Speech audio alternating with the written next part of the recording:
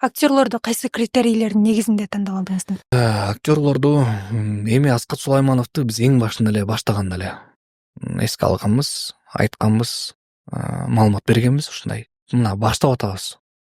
Сизди көрүп атабыз. Бул деген сиз берки тасмаларда ойногондогудай роль эмес. Амплуаңызды өзгөртөлү, сиз бул жакта тренер болосуз. Бияка жанагындай мурдагы Аскат Сулайманов болуштун кереги жок. Биз бул жакта күлдүргөнгө дагы аракет кылбайт да. Андай темпте дагы сүйлөбөйт да, мисалы, андай үн менен да сүйлөбөйт. Бул жакта мындай олуттуу, сиз айткандай.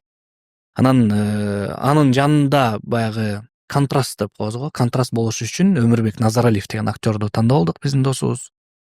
Ал да өтө таланттуу жигит.